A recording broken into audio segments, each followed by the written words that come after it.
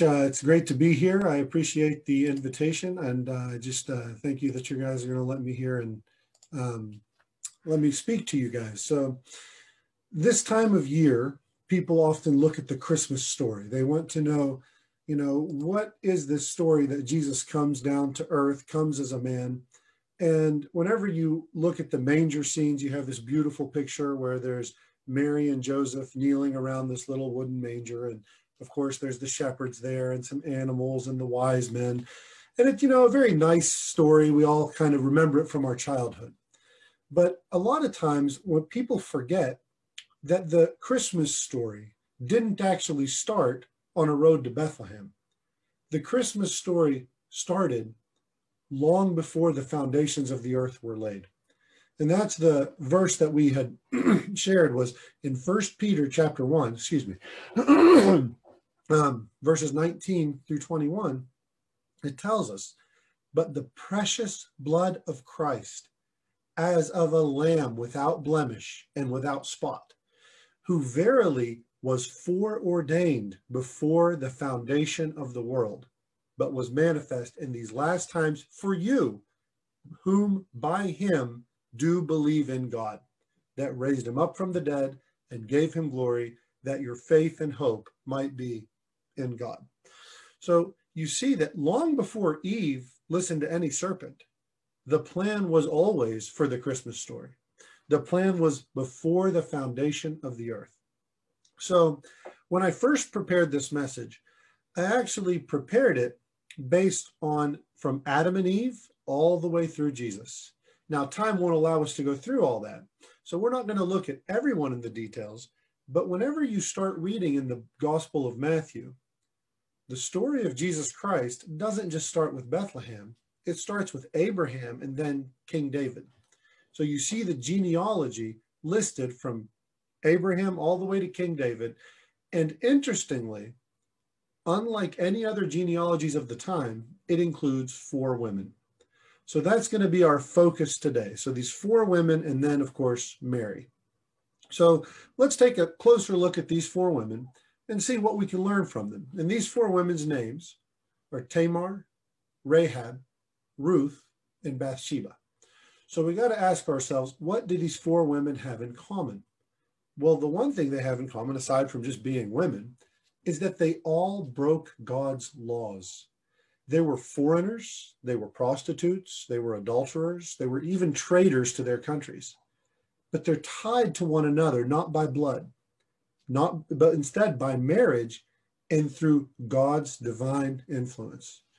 So we'll take a look through each of these women and see how God has used these women throughout time. So the first woman we come to in the genealogy is, and again, you can look all this through Matthew, is the woman named Tamar. Now, Tamar, whenever you're trying to find a big, long story about her, you won't find it. You'll find in the book of Genesis, we have the calling out of a man named Abraham. And Abraham has a son, and his son has a son. And of course, it goes on, and there's multiple wives. And then the story focuses in the last part of Genesis on a man named Joseph. But then sticking out like a sore thumb right in the middle of the story of Joseph is one chapter, Genesis 38, that talks about a different son, a son named Judah. So Joseph's story is interrupted by this man named Judah. So you find that Judah was actually not a great guy. He actually made all kinds of mistakes, and apparently he wasn't a very good father either. So Judah has 3 sons. The oldest son was extremely wicked.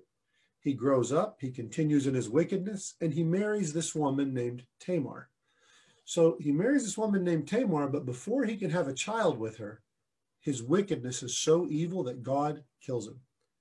Now, at that time, in that culture, it's the responsibility of the next closest brother to marry the widow and to have a child for the namesake of his brother that died.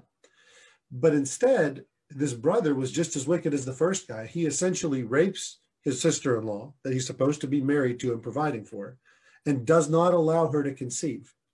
So what does God do? Well, he kills him for that wickedness as well. And then Judah promises this young lady that he is going to give her his youngest son whenever he comes of age. But Judah has no interest in doing that. He actually is deceiving her and does not give his son to her. Well, Tamar, she's not a foolish woman. She realizes that she's going to end up living as an old maid, never having been married or never having any children by marriage.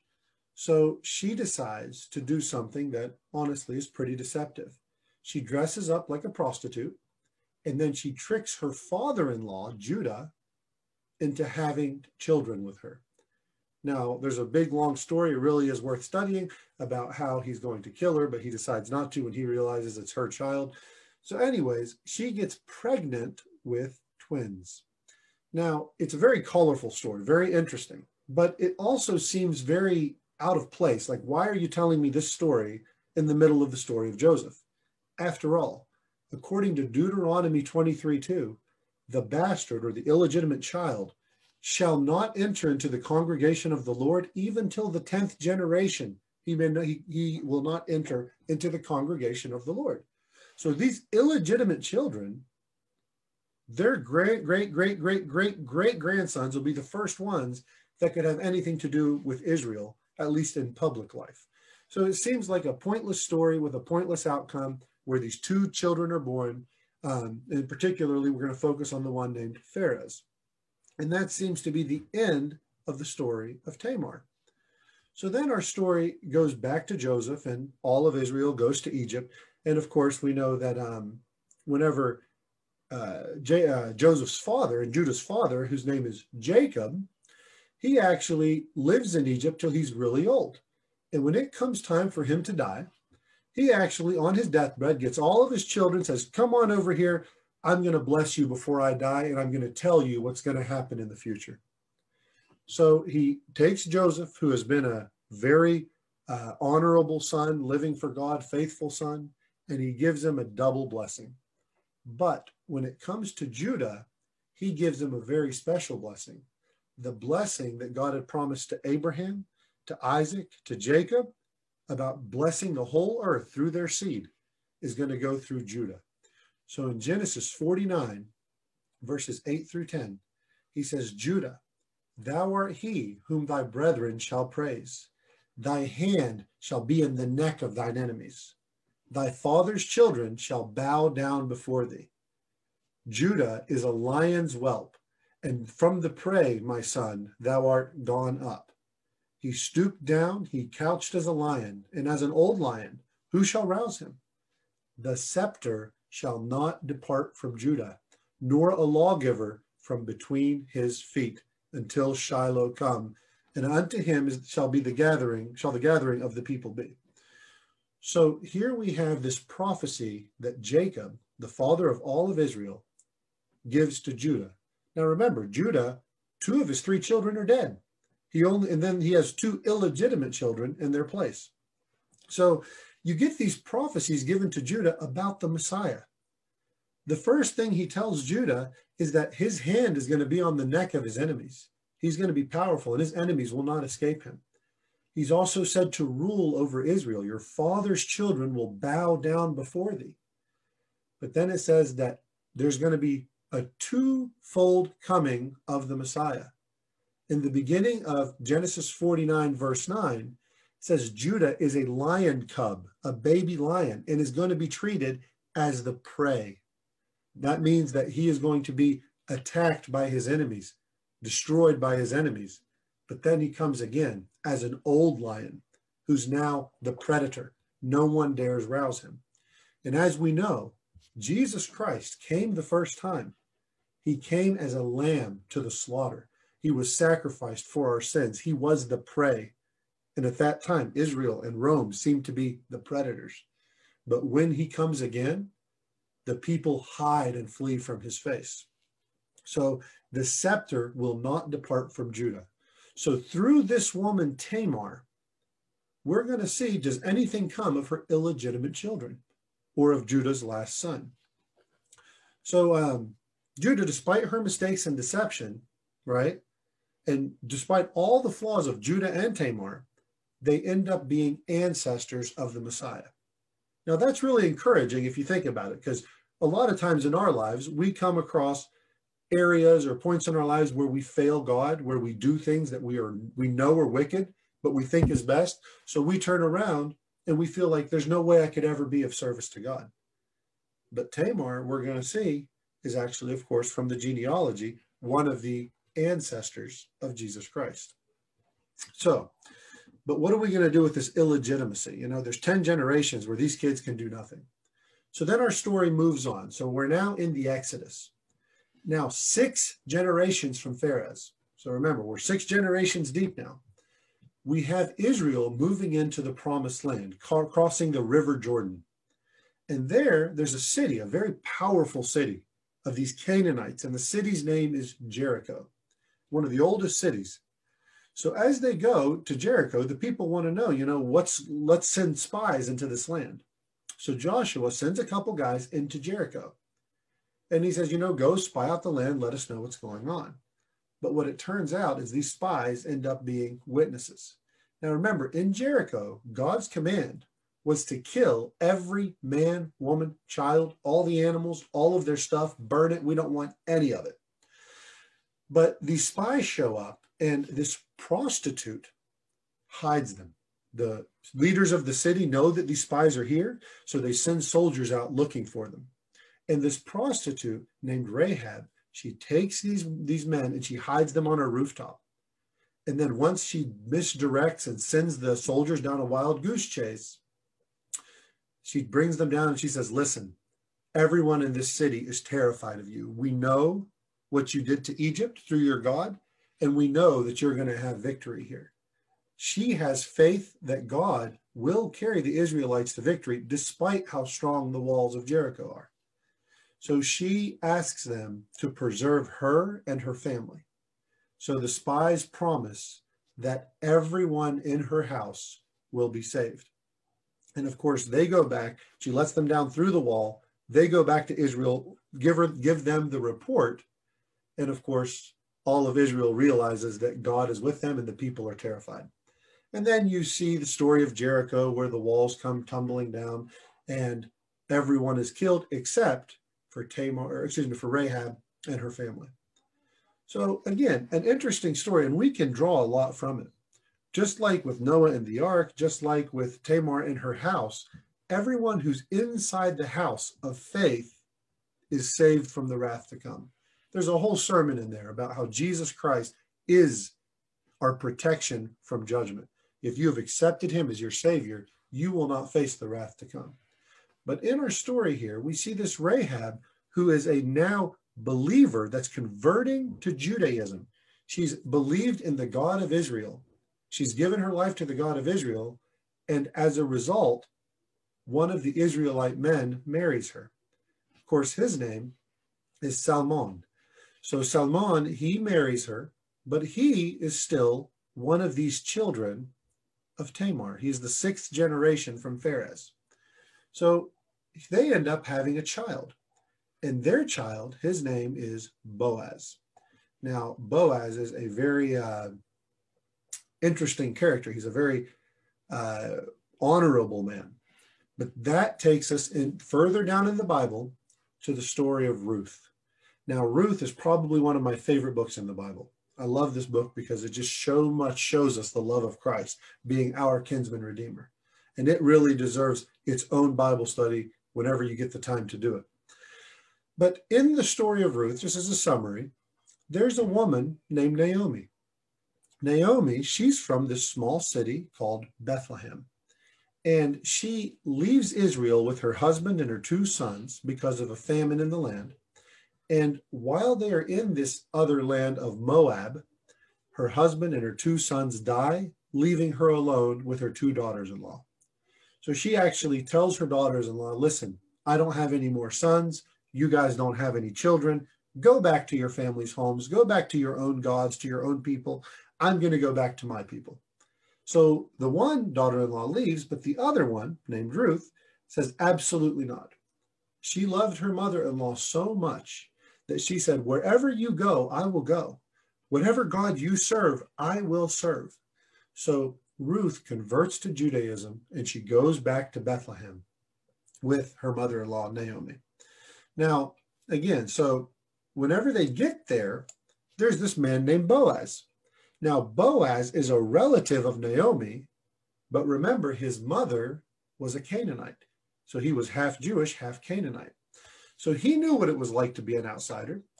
And then through a beautiful series of events, Ruth actually ends up asking Boaz to marry her.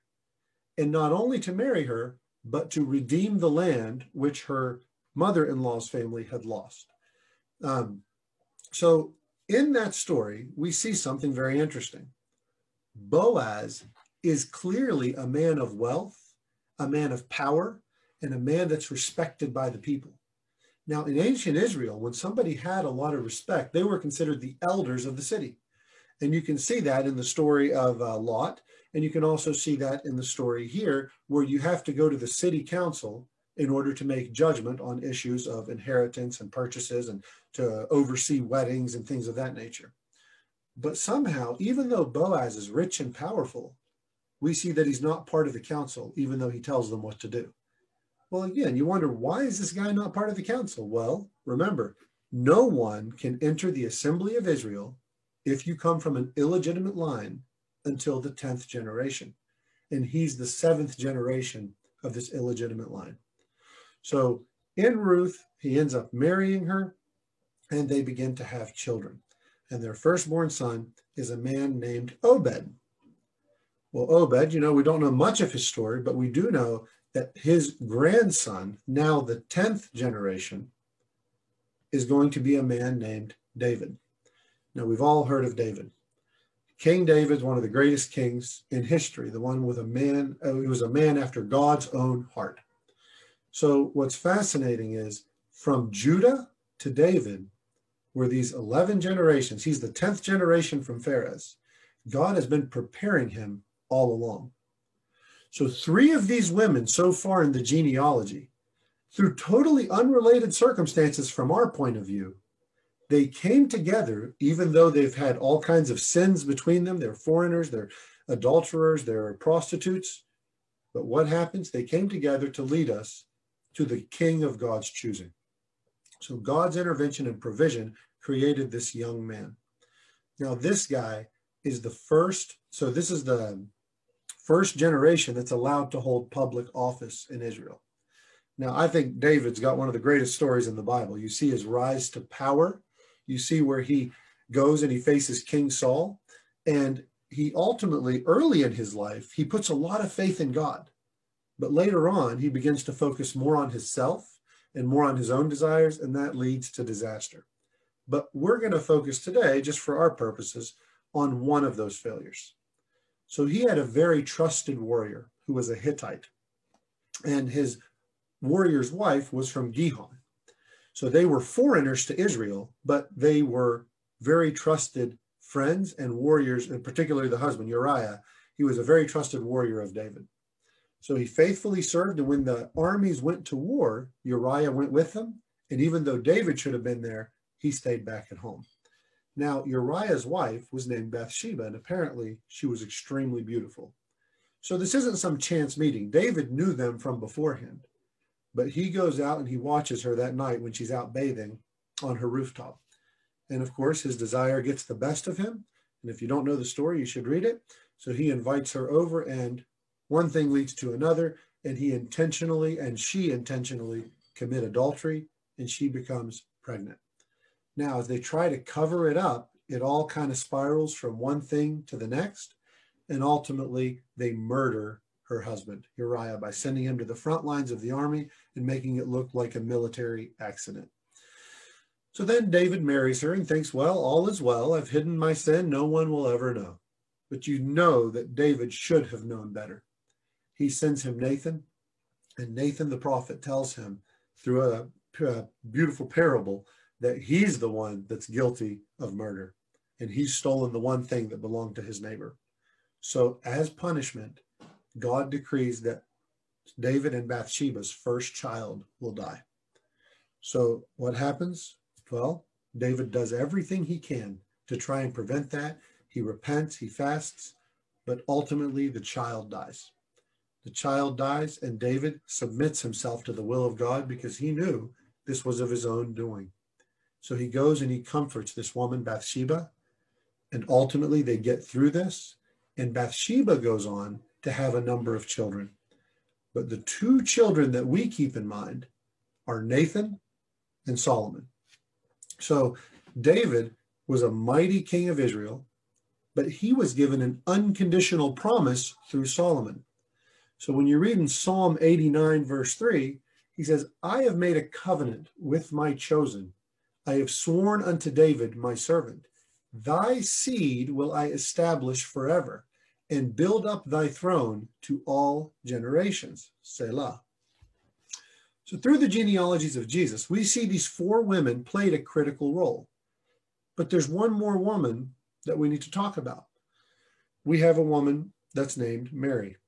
Everyone expected already from the prophecies in the Bible that the Messiah will come through the role of King David. They know that he's going to be genetically linked to King David. But we come to a problem because of a tragedy that goes into David's household. So Solomon is the king after David. And then Solomon's son and his grandson and grandson, all the way through, the kingdom of Judah continue to rule. But we run into a major, major problem in Jeremiah 22, verse 28.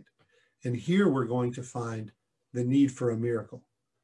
So in the line of Solomon, the line that was supposed to carry the throne all the way till the Messiah, we come to a wicked king named Jeconiah.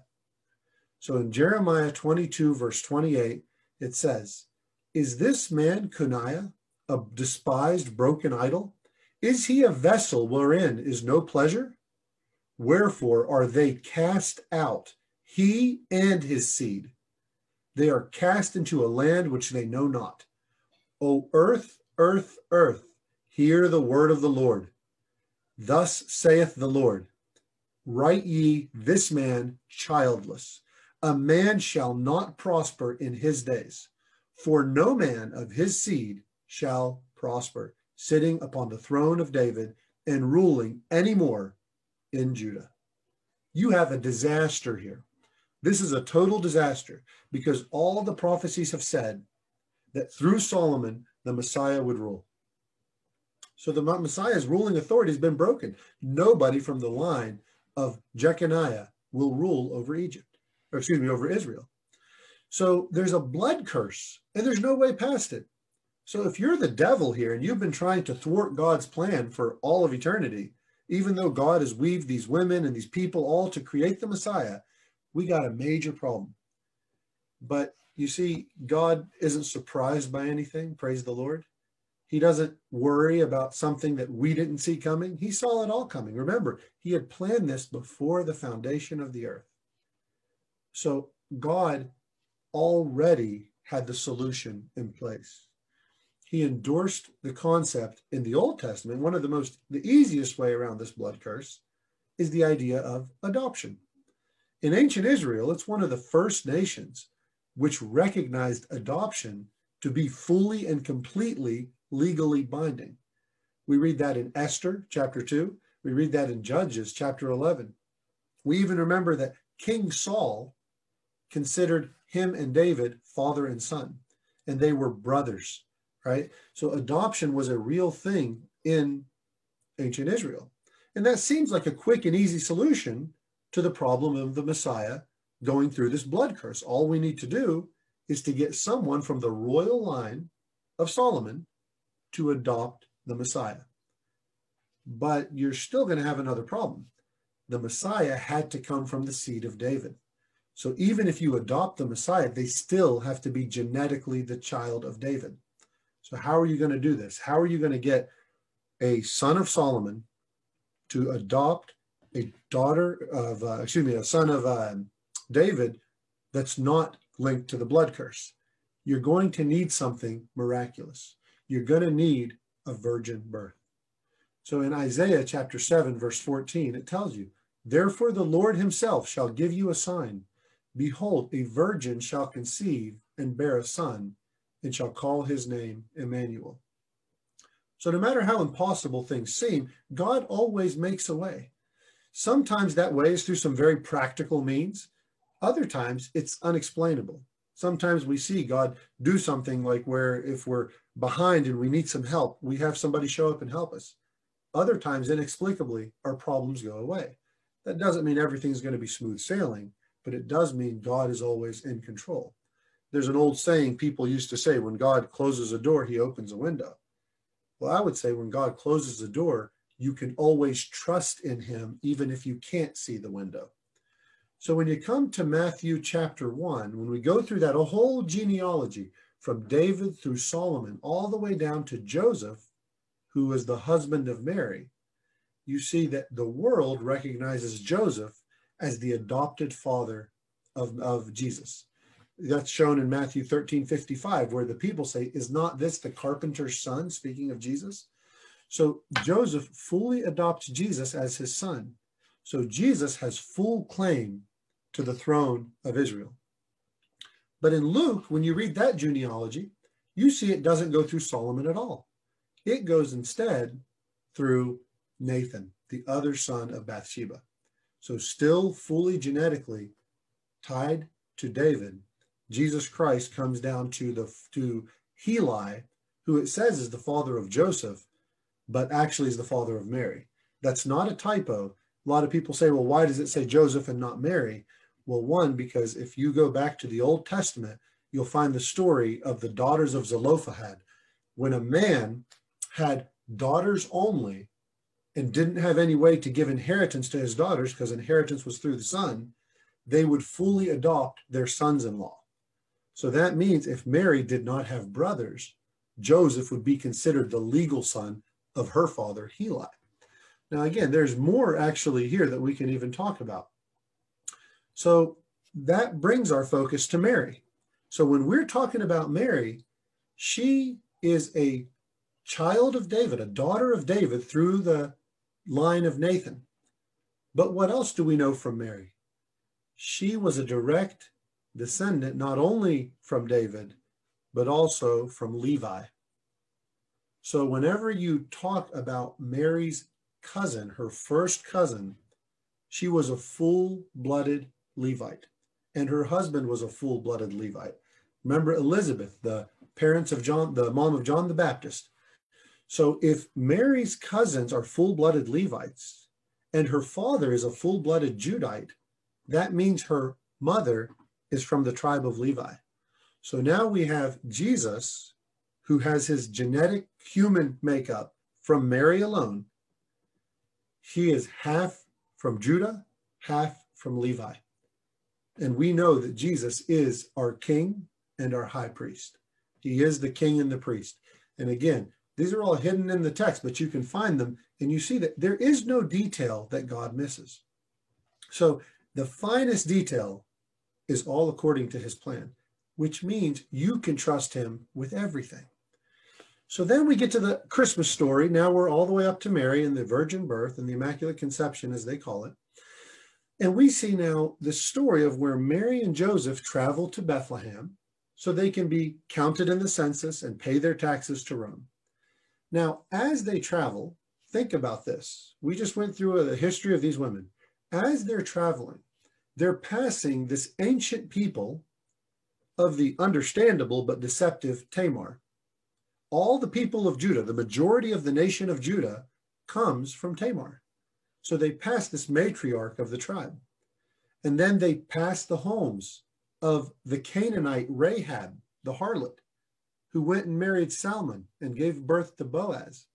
The fields they were passing that the shepherds were in, the shepherds that would later hear the good news from the angel, are the same fields that Boaz redeemed when he married Ruth. And then, of course, we know that those are the same fields where David, as a young child, who would end up marrying Bathsheba, he fought off lions and bears to protect his sheep. And all of a sudden, we get this Mary arriving to her hometown, the town where Jesus is going to be born. They arrive in Bethlehem, and they try to find a place to stay. She's very pregnant, and she's about to give birth. I mean, think about how incredible this story is. She's about to give birth, so they go room to room, house to house, looking for a place to stay. But the Bible tells us there was no room for them.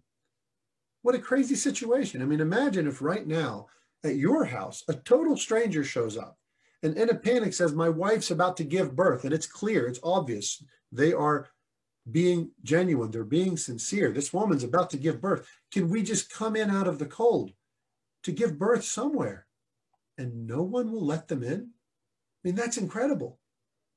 Now, again, we got to remember the scenario. Joseph was living in Nazareth, but he came from Bethlehem. That means the people of Bethlehem were full of his relatives and his kinsfolk. You would think if I were today to travel to my cousins in Ontario or Toronto, and I showed up just at their door, of course they'd let me in. But none of Joseph's relatives would even open the door, who, again, we have to assume they were there. Why? Well, the fact is, faster than horseback are rumors. Rumors travel very fast. Joseph and his wife, of course, were traveling by donkey, but who knows who got there first. Imagine the scandal of the area where a woman was pregnant before she was married. And again, we know that in Psalm 69, verses 8 to 12, we know that everyone talked about how Jesus was born out of illegitimacy. Even the Pharisees accuse him later. They say, we know that we're children of Abraham. We don't even know who your father is. So the point being, the story spread fast, and people didn't want these sinners coming into their home. And then, of course, we know that beyond all that, Joseph and Mary were incredibly poor, the poorest of the poor. We know that whenever Mary comes to offer for her impurity, well, at the end of the unclean period, when you deliver a child, you came and you made an offering. And you're supposed to bring a lamb or a goat or even a cow. But she brought turtle doves, the poorest of the poor. So not only were they sinners in the eyes of the people, they were also the poorest of the poor. And I mean, they're then directed, of course, to a stable where Jesus will ultimately be born and be placed in a manger. Imagine that for just a minute. The King of all eternity, the King of heaven and earth, would come to be born in the poorest of families, in the lowest and meagerest of birthplaces, in a stable with the animals. But how fitting for the Lamb of God to be born in a manger. So now we've run briefly, and again, this is very brief. I know we kind of jumped from place to place, but this is just a little picture of these women that are often overlooked in the Christmas story. But what good does this story do for anyone? What good does the Christmas story do? The majority of the world will cover their houses with manger scenes and with Christmas stars on top of their Christmas tree, and they'll remember about how Jesus was born, and they'll watch television shows about drummer boys and you name it. But what good does that story do you? Do you realize that God organized all of creation and all of history through what we saw as random events, but to be a well-orchestrated network to bring Jesus into this world, to bring the Messiah in? He used people who were imperfect and sometimes just plain wicked to bring the Messiah in, and he redeemed them when they repented. When Bathsheba had her husband murdered and committed adultery, he still redeemed her and made her the queen that would one day bring the Messiah into this world. Have you come to Jesus? Has he been born in your heart? Have you accepted him as Savior? God had you and me personally in mind when he created the heavens and the earth. From before the foundations of the earth, he knew he was going to become a man. He was going to live in this world. He was going to carry our sins and pay for them on the cross. He had you personally by name. And then, of course, as we know, he was resurrected and glorified. But do you realize what that means? That God became a man? He didn't become a man for a week, a year, 10 years, 33 years. He remains a man today. They want to know who is worthy. They need a man that's worthy to open the scrolls in the book of Revelation. They need a man. Jesus Christ is glorified. He is fully God, but he remains a man for all eternity. And he continues to carry the scars that he took for me and that he took for you. Whenever you look in Revelation and he says, look, behold, the Lion of the tribe of Judah, and he looks up, John looks up, and what does he see? The Lamb, as it had been slain, still had his scars. In the book of Zechariah, we see in chapter 13, verse 6, they say to him, what are these wounds in thy hands? This is during the reign of Christ. They ask him, why you got these scars in your hands? And he says, oh, those are the ones which I was wounded in the house of my friends. He came here to die for us, to love us. The Christmas story is not just about a child coming into the world, but where he took the sins of the world when he was here. He paid the penalty for every sin that anybody has ever committed. He paid for them if you will accept it. What's keeping you from accepting it? Have I done too many evil things? Well, again, we already mentioned a woman murdered her own husband, was part of accomplice to a murder. Other ones were prostitutes. One betrayed her country. Yet they all put their faith in God. And guess what? They were part of the heritage or the ancestry of Jesus Christ. So what are you going to do today with his sacrifice? You going to accept him? You're going to reject him? And if you have accepted him, what are you doing to tell the world? 2020, it's pretty well over. 2021, you're not guaranteed to see it. And things may get far worse before they get better. If they get better. The only time I see them getting better is when Jesus Christ comes to rule and to reign. So I pray that both looking at these women and looking through the just intense masterpiece that God has made in this world to bring us Jesus Christ, and the fact that you are given the knowledge, if you've accepted Jesus Christ, there is a world out there that do not know him and do not want to know him. But it's our place to share his love with the world. And yeah, just like Mary, just like Joseph, there may be no room for us, but that's okay. Jesus was born in a manger, but he changed the world. Anyways, I pray that you guys enjoyed the message and God bless you. And I guess I'll turn it back over to you. Thank you very much.